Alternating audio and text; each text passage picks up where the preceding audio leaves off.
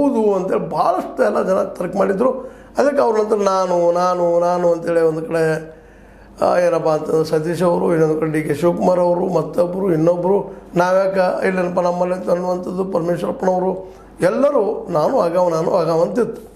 ಆದರೆ ಈಗ ಬದಲಾದ ಪರಿಸ್ಥಿತಿಯಲ್ಲ, ಸಿದ್ದರಾಮಯ್ಯರಂತೆ ಮುಂದಿನ 2.5 ವರ್ಷ ನಿಶ್ಚಿತ ಅನ್ನುವಂಥ ವಾತಾವರಣದ ಡಿ ಕೆ ಶಿವಕುಮಾರ್ ಅವರು ಇವರು ದೊಡ್ಡ ಏನಪ್ಪ ಅಂದ್ರೆ ಒಂದು ರೀತಿ ಆಪತ್ತಿದ್ದಂಗೆ ಅವರು ನೋಡಿದಾರೆ ಕಾಂತದ ಅಲ್ಲಿ ಇಲ್ಲೇ ಒಂದೇನೋ ಈ ಒಕ್ಕಲಿಗ ಸಮುದಾಯವನ್ನು ಎಚ್ಚರಿಸ್ಕೊಂಡು ತಮ್ಮ ಬೆಂಬಲ ತೊಗೊಂಡು ಲಿಂಗಾಯತ ಲಾಬಿ ತೊಗೊಂಡು ಏನೋ ಪ್ರಯತ್ನ ಮಾಡಬೇಕಂತ ಮಾಡಿದ್ದಾರೆ. ಬಟ್ ಅವ್ರು ಅಂದ್ಕೊಂಡ್ರೆ ಸುಲಭದ ಕೆಲಸ ಅಲ್ಲ. ಯಾಕಂದ್ರೆ ಲಿಂಗಾಯತ ಲಾಬಿಯಲ್ಲಿ ಎಂ ಬಿ ಪಾಟೀಲ್ ಜೋರ್ದಾರಾಗಿದ್ದಾರೆ, ಅವರು ಸಿದ್ದರಾಮಯ್ಯ ಪರ ಇದ್ದಾರೆ, ಇನ್ನುಳಿದವರು ಸಹಿತ ಕಾಂಗ್ರೆಸ್ನಲ್ಲೇ ಲಿಂಗಾಯತರು ಇವ್ರನ್ನ ಬಿಟ್ಟು ಕೊಡ್ತಾ ಇಲ್ಲ ಸಿದ್ದರಾಮಯ್ಯರನ್ನ. ಯಾಕಂದರೆ ಅವ್ರು ಮಾಸ್ ಲೀಡರಾಗಿ ಬಹು ವರ್ಷಗಳಿಂದ ಈ ಒಂದು ಲೀಡರ್ಶಿಪ್ ಬೆಳೆಸ್ಕೊಂಡು ಬಂದ ಅಹಿಂದ ಸಂಘಟನೆಗಳನ್ನು ಜೊತೆಗೆ ಲಿಂಗಾಯತರಲ್ಲೂ ಸಹಿತ ಅನೇಕ ಬಸವ ಭಕ್ತರನ್ನು ಇದು ಭಾಳ ಗಮನಿಸಬೇಕಾಗಿತ್ತು. ಬಸವ ಭಕ್ತರು ಅವ್ರಿಗೆ ಸಿದ್ದರಾಮಯ್ಯನಪ್ಪ ಅಂದ್ರೆ ಮಾತು ವೇದವಾಕ್ಯ. ಯಾಕಂದರೆ ಲಿಂಗಾಯತ ಧರ್ಮವನ್ನು ವೀರಶೈವದಿಂದ ಬಿಡಿಸೋದಕ್ಕೆ ಸಹಾಯ ಮಾಡಿದಂಥ ವ್ಯಕ್ತಿ. ಅವರಿಂದಾಗೆ ಬಸವಣ್ಣ ವೀರಶೈವದಿಂದ ಮುಕ್ತರಾಗ್ತಾರೆ ಅನ್ನುವಂಥ ಮಾತು ಬೆಳೆದಿದ್ದು ನೋಡೋಕ್ಕೆ ಸಾಕಷ್ಟು ಹಿಂದಿನ ಚುನಾವಣೆ ನೋಡಿದ್ದೀವಿ. ಅದನ್ನು ಸದುಪಯೋಗ ಮಾಡ್ಕೊಂಡಂಥ ನಮ್ಮ ಯಡಿಯೂರಪ್ಪನವರು ಹೇಗೋ ಪ್ರಯತ್ನ ಮಾಡಿ ಮೇಲೆ ಬಂದರು, ಅದು ನಿಮ್ಗೆ ಗೊತ್ತಿದ್ದ ವಿಷಯ ಇದಾವೆ. ಹೀಗಾಗಿ ಲಿಂಗಾಯತರಲ್ಲೂ ಅವ್ರ ಪರ ಇದ್ದಂಥವ್ರು ಇದ್ದಾರೆ.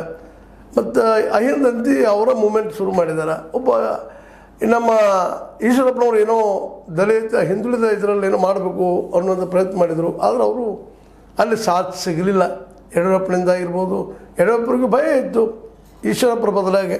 ಯಾಕಪ್ಪ ಅಂದ್ರೆ ನಾಳೆ ಇವ್ರು ಬೆಳೆದ್ರೆ ನಮಗೂ ಬೇರೆ ಆಗ್ತಾರೆ ಅಂತೇಳಿ ಬ್ರಿಗೇಡ್ ಮಾಡಿ ನಮ್ಮನ್ನು ಅಟ್ಯಾಕ್ ಮಾಡ್ತಾರೆ ಅಂತೇಳಿ. ಹೀಗಾಗಿ ಇವತ್ತು ಸಿದ್ದರಾಮಯ್ಯ ಕರ್ನಾಟಕದ ಮಟ್ಟಿಗೆ ಅನಭಿಷಿಕ್ತ ದೊರೆ, ಜೊತೆಗೆ ಆರ್ಥಿಕವಾಗಿಯೂ ಈ ನಮ್ಮ ಸತೀಶ್ ಅವರಾಗಿರ್ಬೋದು, ಪರಮೇಶ್ವರಪ್ಪನವರಾಗಿರ್ಬೋದು, ಇನ್ನುಳಿದ ನಾಯಕರಾಗಿರ್ಬೋದು, ಇವ್ರಿಗೆ ಬೆನ್ನೆಲುಬಾಗಿ ನಿಂತಿದ್ದರಿಂದಾಗೆ ಮತ್ತು ಜೊತೆಗೆ ಡಿ ಕೆ ಅವ್ರಿಗೆ ಒಮ್ಮೆ ನಾವು CM ಸೀಟ್ ಬಿಟ್ಟು ಕೊಟ್ಟಿವಪ್ಪ ಅಂತಂದ್ರೆ ಅವರು ಇನ್ನು ಮುಂದಿನ ದಿನಗಳಲ್ಲಿ ಅವ್ರು ಬಿಟ್ಟು ಮತ್ತಾರು ಬರಲಿಕ್ಕೆ ಸಾಧ್ಯ ಇಲ್ಲ ಅನ್ನುವಂಥ ಖಚಿತ ಅಭಿಪ್ರಾಯ ಇದ್ದಿದ್ದರಿಂದಾಗೆ.